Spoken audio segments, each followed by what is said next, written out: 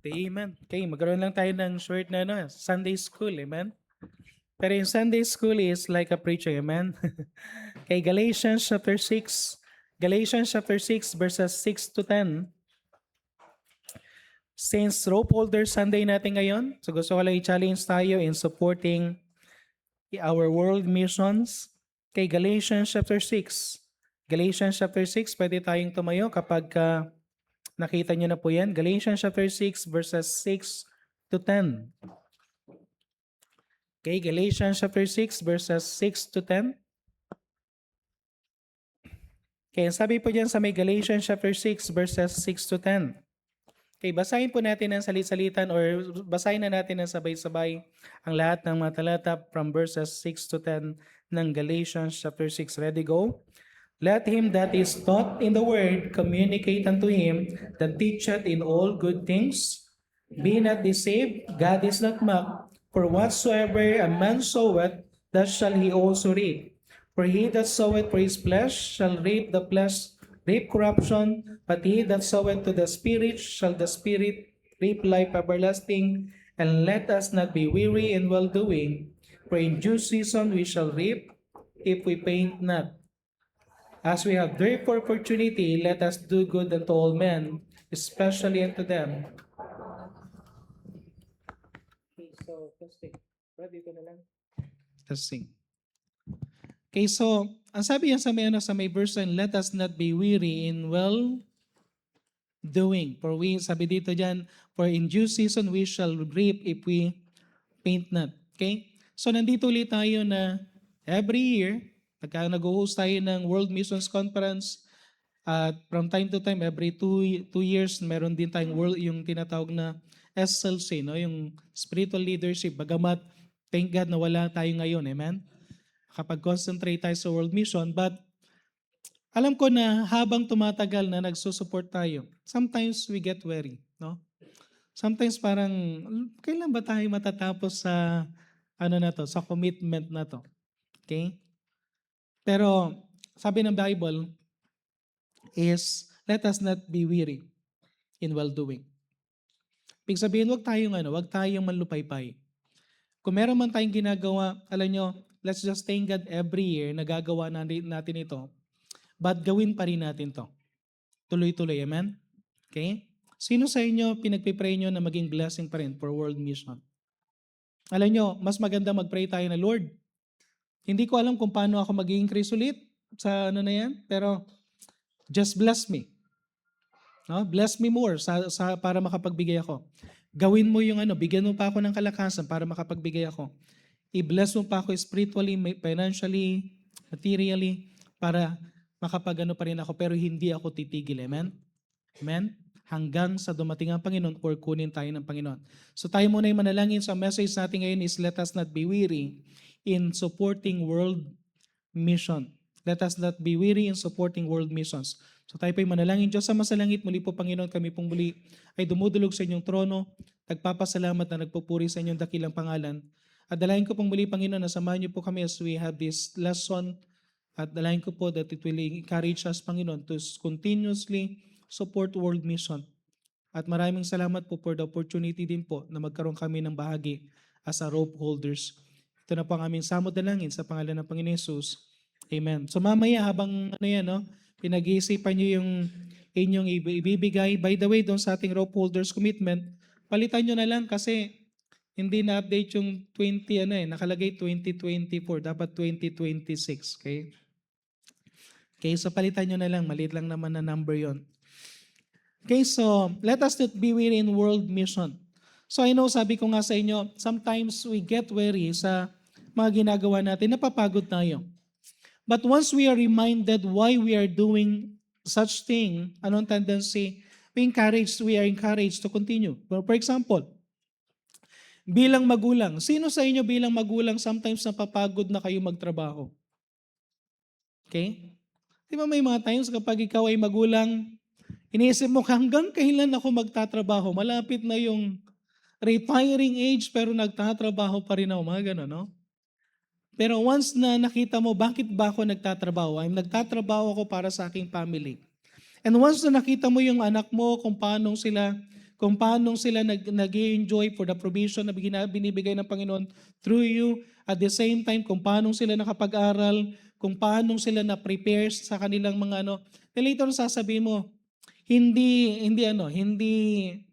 kumbaga parang hindi kawalan. Kundi it is a real joy na magbigay ng tawag dito, mag-serve para sa ating mga anak. Kahapon nakita ko yung isang nagtitinda ng balot yung naka-bicycle. Tapos nakita ko yung anak niya nasa likod. Ayun, di ba, nagpapadyak, mabigat na yung balot doon sa harapan, mabigat pa yung anak sa likod. Amen. Tapos siya lang yung nagpapadyak. Pero nakakatuwa na pagtitingnan mo yung mag-ama na ang saya. No?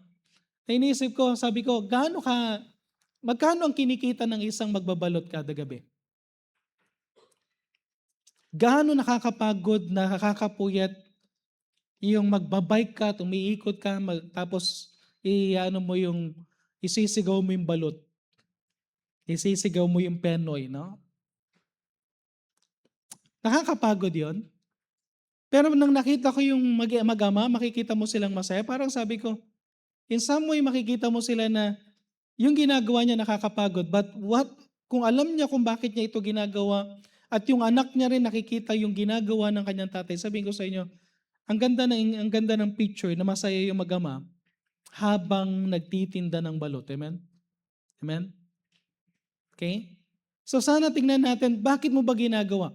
Ano yung mga bagay na ginagawa mo every morning? Bakit mo ginagawa? Kung gusto mo magkaroon ng reason na gumising palagi at masaya pa rin, babalikan mo, bakit mo to ginagawa? Kasi kung walang kabuluhan yung ginagawa mo, itigil mo na. Amen? Okay? May karapatan ka mapagod kung wala namang nangyayari sa ginagawa mo. Pero if you're doing something for a reason, hindi ka mapapagod. Amen? Amen? Okay? So ganun din sa atin. No? Kapag meron tayong ginagawa, especially for world mission, hindi tayo dapat mapagod. Sabi nga sa Bible, let us not be weary in well-doing, for in due season we shall reap if we faint not. At ang sabi sa verse 10, as we have therefore opportunity, kapag may opportunity ka, let us do good unto all men, at hindi lang sa lahat ng tao, especially unto them who are of the household of faith.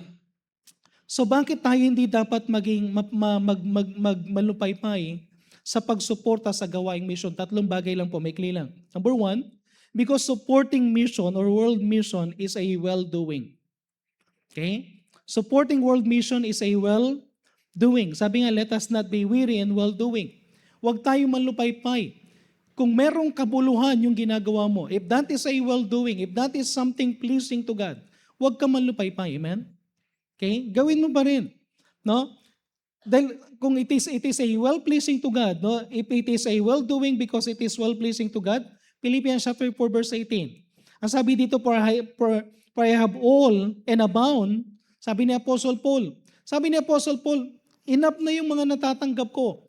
Nag-aabaw na ako. Para bang, hindi naman nag-aabaw si Apostle Paul, but parang sinasabi ni Apostle Paul, contented na ako sa mga natatanggap ko. I am full, having received of Epaphroditus the things which were sent from you.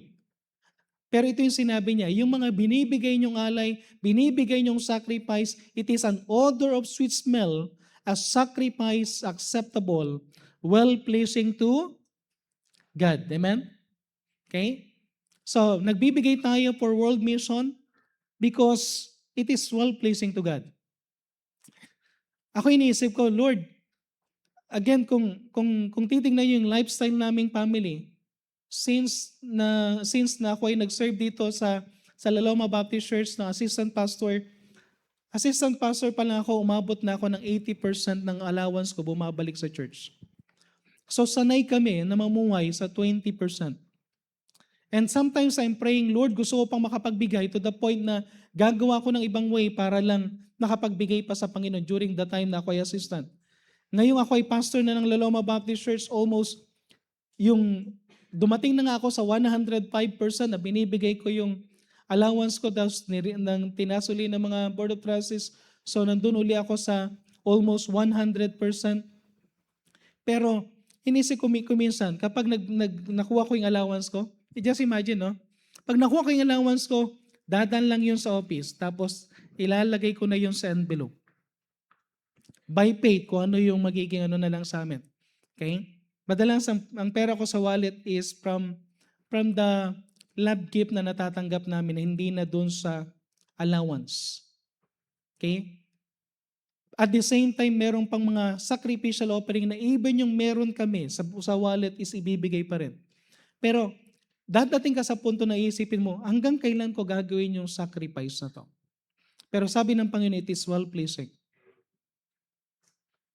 Kaya kung minsan pag-iisipin mo, para bang mahirap magbigay na, but kapag maalala mo na it is well-pleasing to God, na ito ay something na hindi nakakalimutan ng Panginoon, sabi nga dyan sa Hebrews chapter 13 verse 16, but to do good and to communicate, forget not, for with such sacrifice, God is well pleased.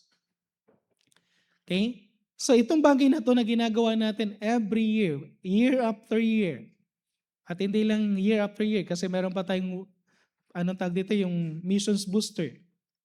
Pero tandaan natin, yung sacrifice na ginagawa natin is a well-pleasing to God. Amen? At I pray na bawat isa sa atin, bata, young people, single, couple, kapag may work ka, let's just sacrifice because it is well-pleasing to God. Second, hindi lang ito well-pleasing to God, it is a form of a worship to Him. Alam niyo ba na kapag tayo ay nagbibigay ng kaloob sa Panginoon, ito ay nagiging part ng worship. When the believers give to world mission, God receive it as a worship, not just charity. Hindi ito parang binigay mo lang out of charity, di ba? Maraming tao ngayon, para makagawa sila ng mabuti, anong ginagawa? Anong tawag doon sa tao na nagbibigay sa merong term na ginamit kayo. Philanthropo. No? Philanthropist, mga tao na yung bang naghahanap ng good thing to do for other people. At kahit na sila ay mag-sacrifice sa lahat, alam nyo, kapag nagbigay ka, yan ay charity. Pero kapag nagbigay tayo for world mission at for the sake of the gospel, that is a worship. Okay? Kasi isang bagay na makikita natin dito, sino ang piniplease natin madalas especially kapag patungkol sa kaligtasan? Kasi pwede mong bigyan ng tao para magkaroon siya ng physical things. Pakainin mo ang tao, it will help. Pero i-share mo sa kanyang kaligtasan, it will be eternity. Amen? Pwede mong bigyan ng bahay ang isang tao, pero yung bahay na yan for just a lifetime. Pero pag sinare mo yung eternal life, eternity yan. So yung ginagawa natin for world mission, dahil ito ay may kinalaman sa gospel, ito ay napakataas na worship sa Panginoon because someday, pagdating doon sa langit, even yung mga bagay na ginawa natin, someday makikita natin yung mga tao na naligtas because of our sacrifice. Another thing, it is working with God. Bakit tayo nagbibigay? Because we work with God. We partner with God. John chapter 9 verse 4. John chapter 9 verse 4. Bibigyan ko lang kayo ng mga verses. I must work the works of Him that sent me while it is day. The night cometh when no man can work. Anong work ng Panginoon? What is the main work ng Panginoon? Nang pumarito ang Panginoon, anong ginawa niya? Pumarito ang Panginoon hindi para mag-build ng kingdom. Pumarito ang Panginoon hindi para magpagawa ng magagandang highway na ginagawa ng mga DPWH. Amen? Okay? Pumarito ang Panginoon hindi para mag-establish ng mga institutes o kaya parang mga anything na pwedeng Pumarito ang Panginoon for 33 and a half years for one purpose. To seek and to save that which was lost. To seek and to save that which was lost. So alam niyo yung pinaka-work na to? Yung work na to is very important. Hindi ka man tawagin ng Panginoon para maging missionary. But at least, you are partnering with the missionaries once we give support to world mission. Okay? Kapag tayo nakapag-encourage ng pastor na manggagawa ng Panginoon, we are encouraging them to work the works of the Lord, then later on tayo rin part din tayo.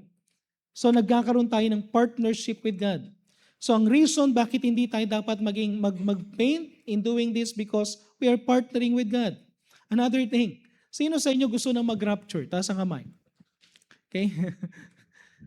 Alam niyo, kung may nakakasawa man sa mundong ito, nakakasawa na yung pabuhay sa mundong ito, mas maganda na talaga sa langit. Amen? Amen? Kasi dito sa mundong ito, imagine mo yung katatapos lang ng lockdown, tapos nagpaplano na naman sila ng lockdown for another virus. Tapos paniki na naman, bat na naman. Parang parang nagkakaroon na lang ng hindi ba matapos-tapos. Okay? Pero alam nyo, kung gusto natin na matapos na mag-rapture na, at tingnan nyo Romans 11 verse 25. Okay? Gusto natin mag-rapture na, Romans chapter 11 verse 25. Ang sabi niya sa Romans chapter 11 verse 25, kasi kailan magkakaroon ng rapture?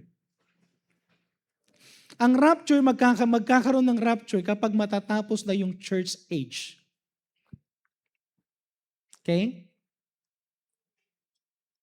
Kasi pag natapos ang church age, babalik ulit ang plano ng Panginoon sa Israel.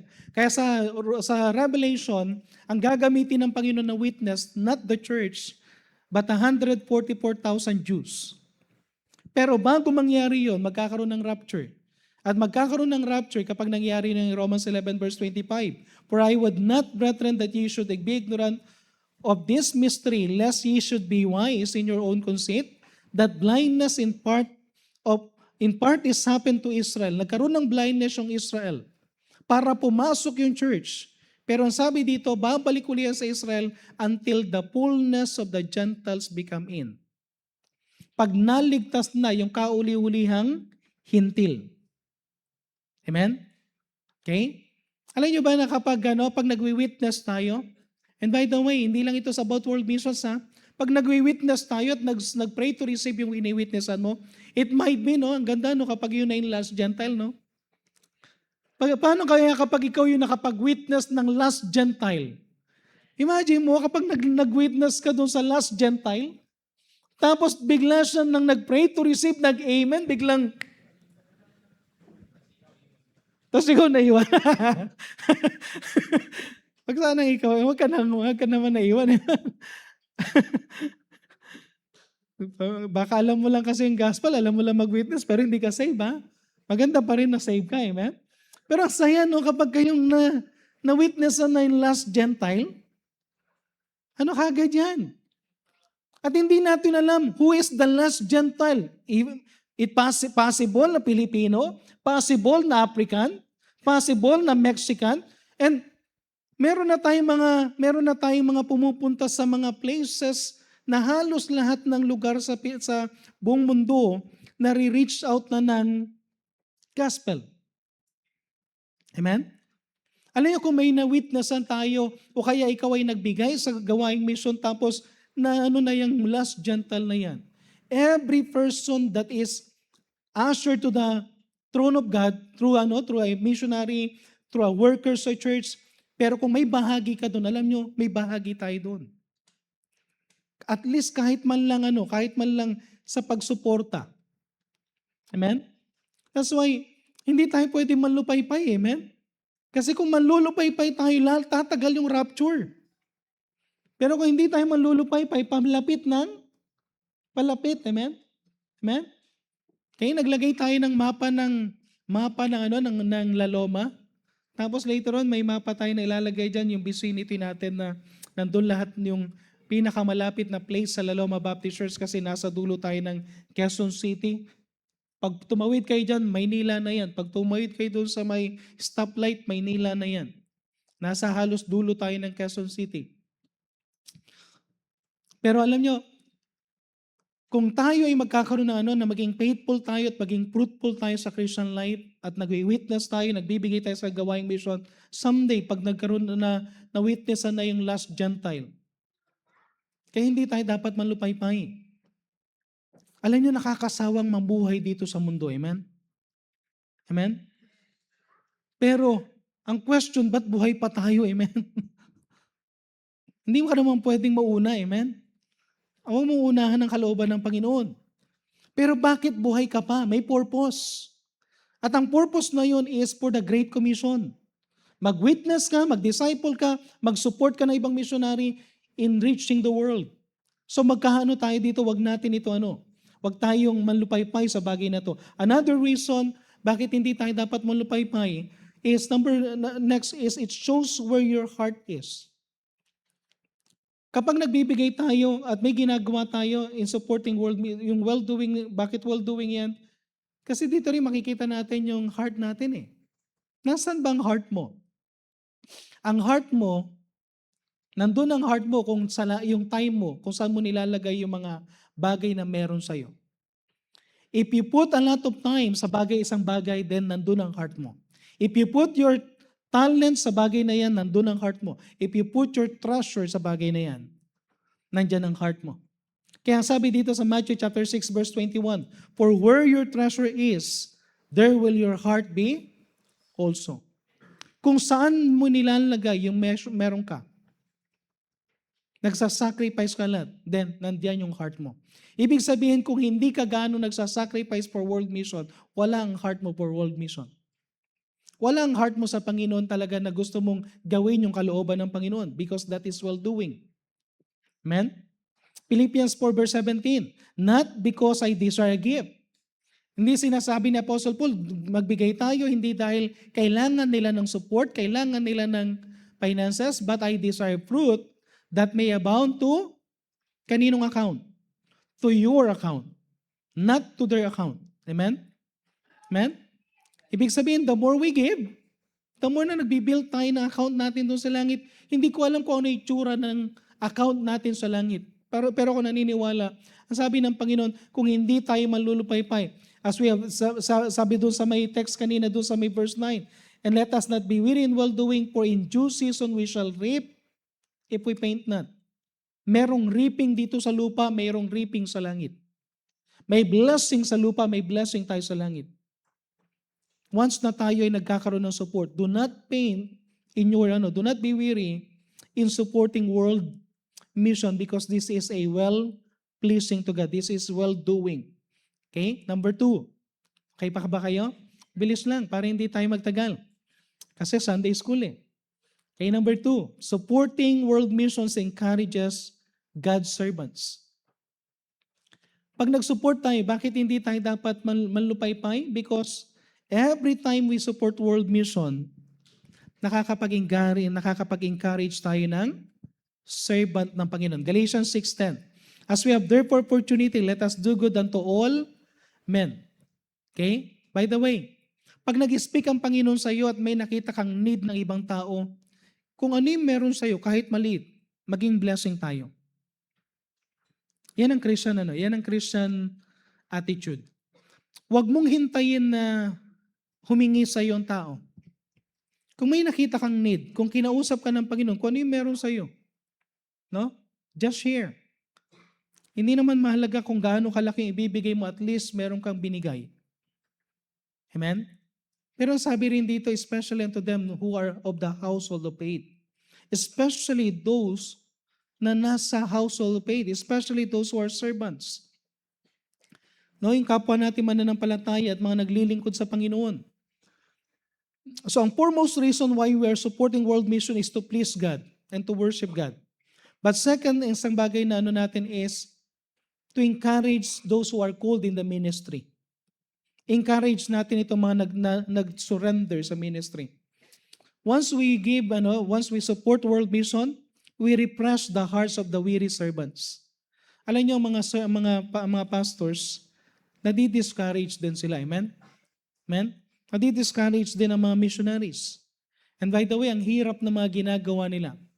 Okay? Sino sa inyo nasubukan nyo yung pumunta kayo sa ibang bansa tapos wanted kayo dahil sa pagpipreach ng gospel? Pwede kang maging wanted, pwede kang yung bang nakakatakot palagi na baka mahuli ka dahil dun sa Qatar, pwede kang mag-witness ng mga tao sa Qatar except Qatari. Pag winitnessan mo ang Qatari, malaking krimen sa kanila yan. Okay? Sa North Korea, sino sa inyo nakarinig nung balita sa North Korea na nahulihan ng Bible yung bata. Napakabata, hindi ko alam kung ilang taon. I may think 5 to 6 years old. Ang judgment kagad nung ang binigay na parusa nung president nila, lifetime na imprisonment doon sa bata. Dahil lang sa Bible. Okay? Alam niyo, may mga things na hindi natin alam, mga dinadaanan ng mga tao doon sa mga iba't ibang mga mission work. Even yung mga local pastors natin. Pero we refresh the hearts ng mga weary servants once we support. Proverbs chapter 25 verse 25. Ang sabi yan, as a cold water to a thirsty soul, so is good news from my far country. Alam niyo yung kung paano ka daw nagbibigay ng malamig na tubig sa isang uhaw na uhaw, itong mga tao na to na tinawag sa ibang bansa, pag narinig nila how we support, how we pray for them, ang laking encouragement yan. Amen? Amen? So I pray na ma-encourage natin sila. Our supports to them reminds them that they are not forgotten, na hindi sila nakakalimutan, na may nakakaalala sa kanila. We show to them how we care for them. Pinapakita natin kung paano tayo nangangalaga sa kanila, nagkikare sa kanila. Philippians chapter 4 verse 10. But I rejoice in the Lord greatly that now at the last your care for me flourisheth again. Sabi ni Apostle Paul, maraming salamat. Alam ko, sabi, you lack opportunity. Kung pwede lang siguro, kung malapit lang siguro ako, palagi nyo akong bibigyan. Pero sabi niya, kahit na yung once in a while na nagbibigay sila, kahit na yung time na one time lang na naibigay, ang sabi niya, your care for me had flourished again. Ano yung isang nakaka-encourage the mga nanlulupaypay? Sabi nga nila anong pinakamahirap na trabaho? Sabi ng mga sundalo, kami ang pinakamahirap kasi palaging nasa battle. Pwede kami mamatay anytime. Target sila ng mga enemy. Okay? Ang pinakamahirap na trabaho yung mga nasa ospital. Kasi life and death talaga yung Pero pag tinignan yung battle sa battle sa mga pagiging pastor at mga missionaries, nakikipag-battle ang mga ang servant ng Panginoon hindi lang physically but spiritually. Amen? Matindi yung battle na dinadaanan. Matindi yung discouragement na dinadaanan. Pero ang isang bagay na makikita natin once we support them, we encourage them. We show them how important their work for the gospel's sake. Napakahalaga ng kanilang trabaho. Ang sabi niya dyan sa Philippians chapter 1 verse 12, but I would ye have understand, brethren, the things which happened unto me have fallen out rather for the furtherance of the gospel. Nakulong si Apostle Paul, and yet sabi niya, yung pagkakakulong ko, huwag kayo mag-alala. That is for the furtherance of the gospel. At sasabi ni Apostle Paul, dahil marami siyang na-experience na problem, binabato siya because of the gospel, ini-imprison siya because of the gospel, maraming taong nagtatangkang patayin siya because of the gospel. Pero sabi ni Apostle Paul, as long na merong nagsusupport sa kanila, at may nagpipraise sa kanila, Acts 20:24, but none of these things move me. Neither count I my life dear unto myself, so that I might finish my course with joy in the ministry which I have received of the Lord Jesus to testify the gospel of the grace of God. Ano yung sinabi ni Apostle Paul na kahit na yung buhay ko manganib, okay lang. Pero nakaka-encourage na merong nagpipraise sa kanila. Nagiging blessing sa kanila. We need to support them so that they could focus in the ministry. Okay? Para wala na silang iisipin. Alam niyo ba na maraming mga pastors, pag umikot ako sa ibang lugar, may mga pastors na pastor sila sa Sunday, tricycle driver sila sa Monday to Wednesday to Saturday. Ang hirap kapag ka-pastor ka tapos tricycle driver ka, inutos-utusan ka na, ang baba ng tingin sa'yo. Pero ibang-iba talaga kapag kayong pastor, nabibigyan ng tamang support. That's why, even sa natin, ang gusto natin, magkaroon tayo ng at least 3 years na support sa mga local pastors para matulungan sila. Okay? Dahil sabi sa 1 Corinthians chapter 9 verse 14, even so hath the Lord ordained that they may preach the gospel should live of the gospel. Sila na-ordain para mag-preach ng gospel, sila din ay dapat mabuhay sa gospel. So encourage natin sila. Okay? I pray na huwag tayong manlupaypay. Sa World Missions Conference natin, may atin ng mga pastors, may atin ng mga workers, may mga atin na future pastors, future missionaries, may mga atin na missionaries. Church, again, sana ibigay natin best. Alam ko, ito medyo challenging sa atin.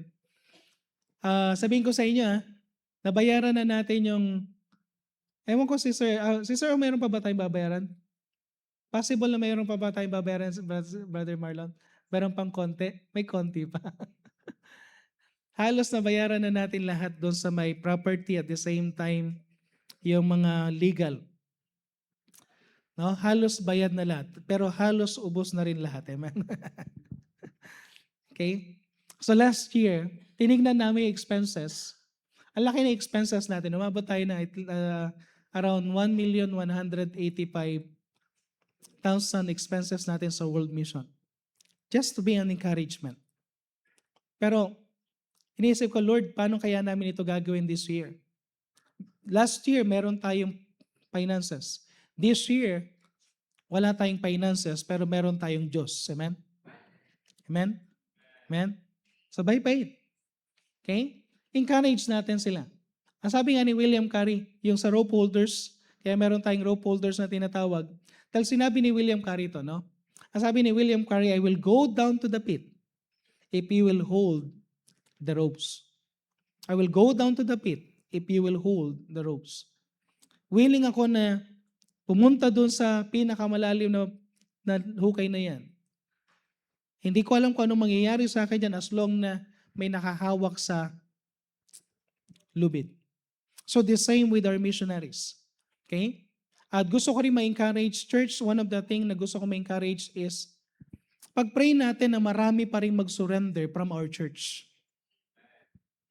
Ipakita natin sa kanila na hindi ka pababayaan ng Panginoon once na nag-surrender ka sa mission. Amen? Amen? Amen? Kahit na may mga professional, kaya mag-surrender sa Panginoon kasi ipoprovide ng Panginoon yung need nila. Amen? Okay? Then last. Okay, last na. Ready na kayo? Last na. Okay? Ano yung number 1? Kasi Sunday school lang natin to. Supporting world mission is a well-doing. Supporting world missions encourages God's servant. And lastly, ito yung alam ko, ito, mag-agree din kayo dito, no? Kaya yung sinabi ko kanina na, sinong may pangangailangan?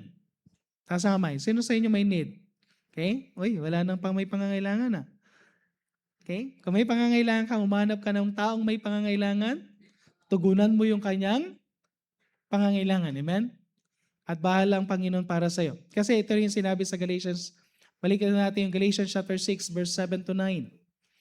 Galatians chapter 6, verse 7 to 9. Be not deceived. God is not mocked, for whatsoever a man soweth, that shall he also reap. Okay? Huwag tayo malinlang, no? Huwag din tayong ma-deceive sa, alam niyo yung be not deceived na tinutukoy dito? Sometimes ang nagdi-deceive sa atin, not the world, not Satan. Sometimes ang nagdi-deceive sa atin, alam niyo kung sino? Tayo. Ano yung deception na ginagawa natin sa isipan natin? Ayoko magbigay. Bakit pa ako magbibigay? Meron isang nag-aral sa Bible College dito na nagsabi, bakit ako magbibigay? May need nga ako eh. Pero maling konsepto yun. That is a deception. Kasi kung meron kang need, the more na kailangan mong maging blessing sa iba para ang Panginoon magbigay sa atin. Because sabi dito, God is not mocked. Hindi tayo lolokohin ng Panginoon. No? For whatsoever a man soweth, that shall he also reap. Kung anong tinanim mo, aanihin mo rin. Kung tumulong ka sa iba, tutulungan ka rin. Amen? Kung nagbigay ka sa iba, may magbibigay din sa iyo. Every time you reap something, ang matindi sa reaping, ang liit lang ng tinanim mong buto, mas malaki yung babalik. Kasi pagka tumubo na yung tinanim mong buto, ang daming ibabalik sa iyo na bunga. Hindi lang isang buto. Kaya nga dito, for he that soweth to the flesh, shall also the flesh reap corruption. Kung ang tinatanim mo lang sa sarili mo lang, okay? Ang tinatanim mo lang para sa sarili mong kapakanan, sabihin ko sa inyo, someday you will reap, sabi dito, corruption. Ano ibig sabihin? Lahat ng tinanim mo mawawala.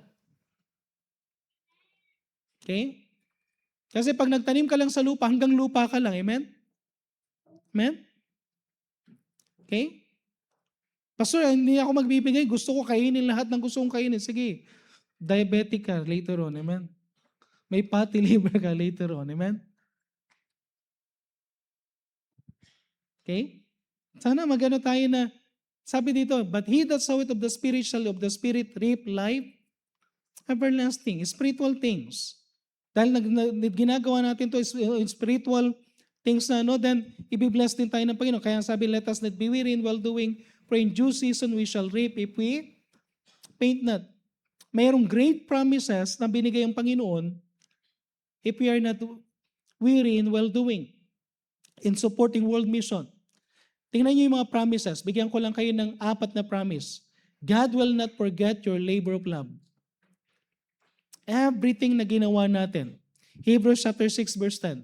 Hindi kakalimutan ng Panginoon. For God is not unrighteous to forget your work and labor of love which we have showed toward His name, in that ye have ministered to the saints and do minister. Ano sabi ng salita ng Diyos? Hindi niya makakalimutan yung ginawa mo. Okay? Alam nyo, sino sa inyo may ginawang bagay kayo sa isang tao dahil hindi niya nakalimutan yun, di ba? Later on, babalik sa'yo. How much more kapag ang Panginoon ang hindi makakalimot? How much more kapag ang Panginoon ang nagtitreasure ng bawat ginagawa mo? Everything na igagawin natin na sacrifice, sabihin ko sa inyo, it is a worth sacrifice because God will not forget every sacrifice na ginawa natin. Second, our reward is eternal. Our reward is eternal. 2 Corinthians chapter 4 verse 16 hanggang verse 18. For which cause we faint not, but though our outward man perish, amen? Sino sa inyo, yung katawan ninyo, ang dami nyo nang nararamdaman, amen? Okay? No? Nagpipail na, ang dami na nagpipail. Buti pa yung tricycle, pwedeng palitan ng spare parts, amen? Tayo, hindi pwede.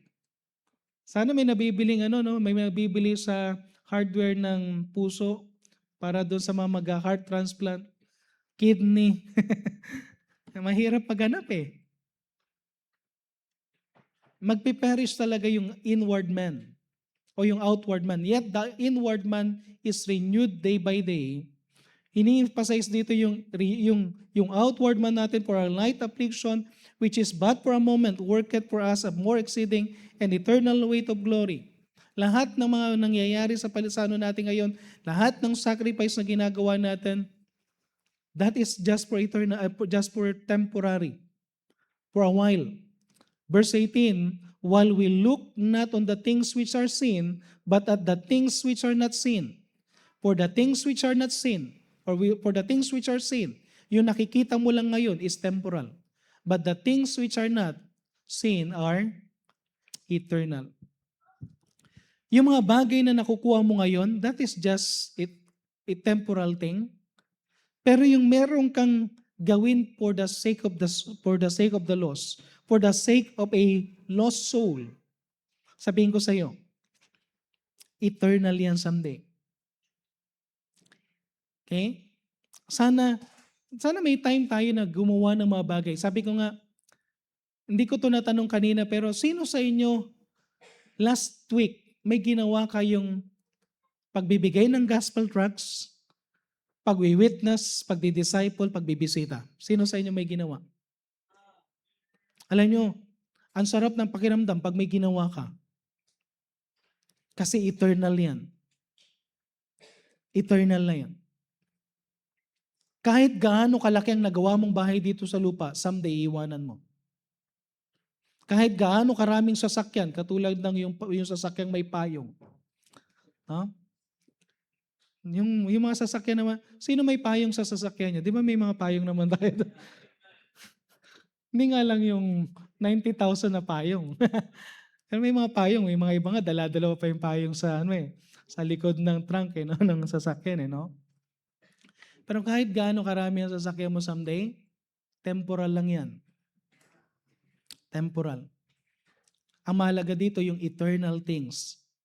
Yung mga bagay na hindi natin nakikita, yung makikita natin sa langit. Pero hindi lang binigyan tayo hindi lang sinasabi ng Panginoon na someday may reward ka sa langit. Ito yung maganda. Meron din tayong reward dito sa lupa. Amen? Philippians 4:19, but my God shall supply all your need according to His riches in glory by Christ Jesus. Alam niyo, isang bagay na makikita natin, ito yung pangako ng Panginoon na meron tayong need.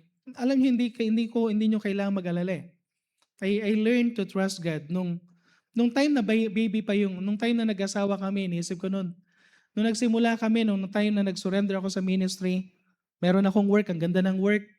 Tapos nung nag-surrender ka sa ministry, ang baba ng support. Ang nasa isipan ko, ang baba ng support. Tapos wala pa akong asawa that time. Ang tanong ko, meron kayang papatol sa akin sa baba ng support? No? Pero isang bagay na sinabi ni Pastor Tocairo before, huwag kang mag-alala kasi kung kailangan mo ng wife, ipoprovide ng Panginoon. Amen?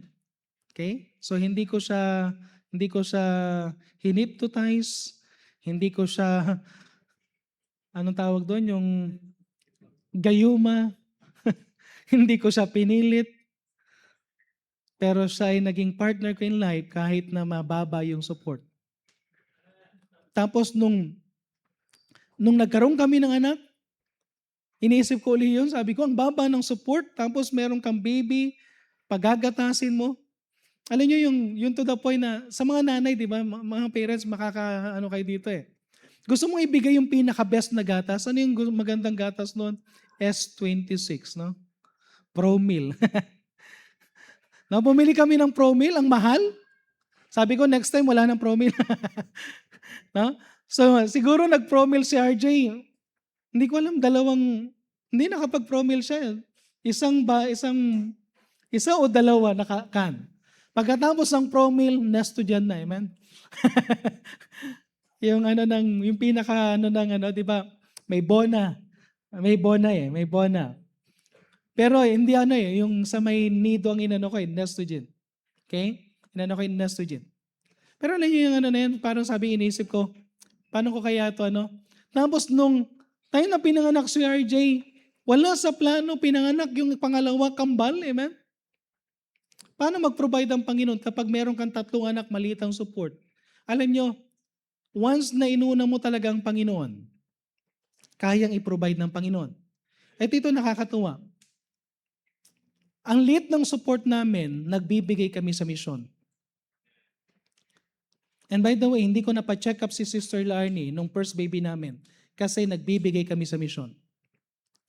Pero nung nagkaroon siya ng spotting, muntik ng malaglag si RJ, pero biyaya ng Panginoon dahil nagsusupport ka sa mission, yung malalaglag sana, hindi nalaglag. Amen? Amen?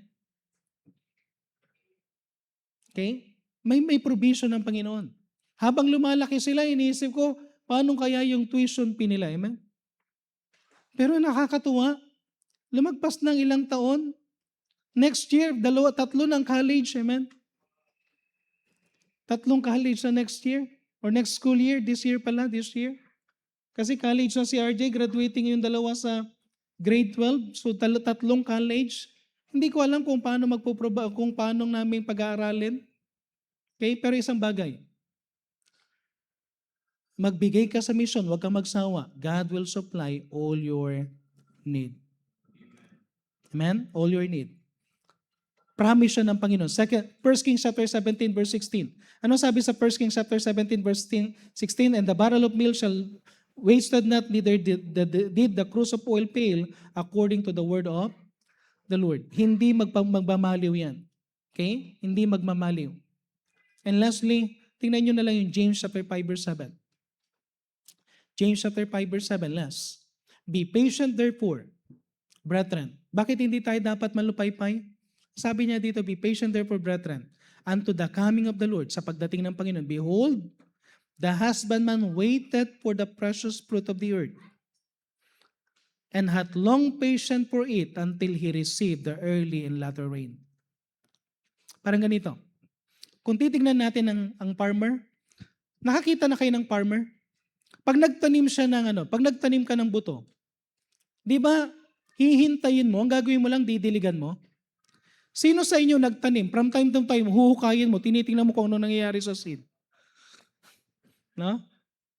Ganun ka ba? Kapag nagtanim ka, huhukayin mo yung tinanim mo, tapos titingnan mo, meron na bang, okay? Hindi ka mapakali, na to the point na parang bubungkalin mo kung ano nangyayari doon sa seed. Hindi mo makikita yung seed. Di ba pag tinanim mo yung seed, hindi mo makikita? Anong gagawin mo? Didiligan mo. By faith, alam mo nandun yung seed. By faith, alam mo tutubo yan. Anong gagawin mo? Dilig. First day, walang tutubo. Second day, walang tutubo. Third day, walang tutubo. May mga ibang buto ng puno, kahit taon, walang kang makikitang tutubo. Pero kailangan mo lang diligan. Pero once na yan ay tumubo, ang gugulat ka na lang. By faith, tutubo yan. Pag bininidiligan mo. By faith, tutubo yan at lalaki yan. Then later on, makikita mo kung paano mag-provide yan. Pero sabi dito, be patient. Amen? Be patient. And sometimes ito yon. Di ba pag nagtanim ka, kuminsan nagkukulang ka? Sometimes, Lord, paano ko ito i-continuous na diligan? Diligan mo lang ng diligan hanggang meron ka. Kasi pag walang-wala ka na, darating na rin yung ulan. Amen? Amen? Okay? Sino sa inyo may need? Ang church natin may need. Amen? Amen? May need yung church natin. Pero magbigay pa rin tayo sa mission. Amen? This year, hindi tayo asa sa general fund. Wala tayong aasahan sa general fund. Aasa tayo sa commitment. Amen? Pero, tuloy lang tayo. Huwag tayong manlupaypay. Ipag-pray nyo kung ano ibibigay nyo dito. Okay? Ipag-pray nyo kung ano ibibigay nyo dito. Rope holders pledge. Okay? At mamaya kung kaya nyo nang ihulog, pwede nyo nang ihulog. Pero may ipag-pray nyo, pero ihulog natin. At gusto kong ma-count natin ito as early as possible na makita natin magkano natin. And by faith. Hindi ko alam kasi last year kumuha tayo ng 500,000 sa general fund. Tapos ganun din sa mission, Pero thank God na meron tayong pumasok na sa rope holders natin last time may pumasok tayo more than 500,000. Okay? So, hindi ko alam kung paano mag-work ang Panginoon pero this year, I pray na magkaroon tayo ng substantial na commitment. Ako personally, hindi ko rin alam kung paano kasi halos binibigay ko rin yung aking commitments, yung aking support, but just to make an example. Okay? Actually, ang giving hindi dapat sinasabi pero bilang pastor, gusto ko lang sabihin para lang makita nyo rin yun at sana lahat tayo is magkaroon ng sacrificial. Okay? By faith, sana magkaroon tayo ng more than if possible, meron tayong more than 600 or more than pa kung kakayanin pa. Kasi ang naging gastos natin last time is almost 1.2. So kung meron tayong 1.2 na ginastos last year, hindi ko kaya yung 10% na i-commit pero I will commit 5% ng 1.2, ibig sabihin 60,000 sa ating world mission. Okay? So by faith, ibibigay ko na yung 60,000 by faith sa buong February. Amen? So I pray na kung kaya nyong mag-sacrifice for our world mission, let's sacrifice. Maging encouragement tayo sa mga pastors. And sabihin ko sa inyo, hindi ko alam kung gaano karami ang pupunta ngayon, baka mas marami. Amen? Baka mas marami. Pero, lang tayo, maging encouragement lang tayo. Amen? Amen? Okay? So, hindi ko sinasabing gawin nyo yung may mga iba sa atin, you're able to do, kaya nyo gawin yun, o kaya pwede nyo lagpasan yung binigay ko. May mga iba sa atin na meron lang kakayanan na ano. Kung ano yung kakayanan. Kung ano yung kakayanan. Ako by faith. Ako ipagpipray ko pa to kung saan ko kukunin yung bagay na yan. Okay? Pero by faith, alam ko ng Panginoon na magpo-provide. Amen? Kung makikita nyo kaming family, yung lifestyle namin, hindi namin pinalitan kung makikita nyo is ano, because we want to give. We want to sacrifice for the ministry ng church. Okay? At sanay kami sa buhay na ganyan. Okay? At blessing na lang na maging may mga pagpapala kami na experience. Yun na lang yung ano na yun, blessing. Pero sa sacrifice, sige pa rin, sacrifice pa rin kung ano yung meron. Okay, so tayo po'y manalangin. Pwede tayong tumayo lahat. At I pray na lahat pa nakakuha ng ganito na mga member. Member lang po ang member. Okay, kung ano yung kakayanan nyo lang po na ano. But if you could sacrifice something, okay, siguro yung buong February natin, kayo mga estudyante, buong February, lahat ng soft drinks ninyo, tubig muna, amen? Amen? Para makapag-support, no? Yung mga nag-i-Starbucks, wala muna yung Starbucks, Nescafe muna, amen? Okay? Tapos kung meron kayong mga blessing, okay, tanongin ko na dito. Sino sa inyo magpipray ng blessing this February para makapagbigay? Pray for a blessing. Pag-pray tayo ng blessing para makapagbigay tayo. Sige, sa tayo manalangin, let's pray. Heavenly Father, muli po Panginoon, kami pong muli ay nagpapasalamat for another challenge, Panginoon, na pinagkaloob niyo po sa amin. But for our rope holders pledge, Panginoon, I pray na tulungan niyo po kami ng bawat member na naririto, Panginoon, ay tunay po na magkaroon ng bahagi. At kahit na sino, Panginoon, kung may non-member dito, Panginoon, na gusto magkaroon ng bahagi, I pray that you will challenge them, especially us as member. At dalayan ko po, Panginoon, that we could reach more than 600,000, Panginoon, for our rope holders pledge. Para ma-assure namin, Panginoon, that we could give good accommodation, good food, Panginoon, at even love gift, Panginoon, sa lahat ng mga atin, and we could be an encouragement sa lahat po, Panginoon, ng mga workers. We really need, Panginoon, may need ang church, may need din po kami, Panginoon. But Lord God, we trust you na sa pamagitan ng pagiging blessing sa iba, that you will provide our need. I pray, Panginoon, na kayo po, Panginoon, ng patuloy na kumilos po. At hindi po kami, Panginoon, manlupaypay sa lahat ng mga bagay na aming ginagawa, especially doing something for the Great Commission. Pagpalain niyo po ang lahat ng ito sa pangalan ng Panginoon Yesus. Amen. God bless po. Pwede na po tayong umuwi. At see you mamayang hapon. Okay?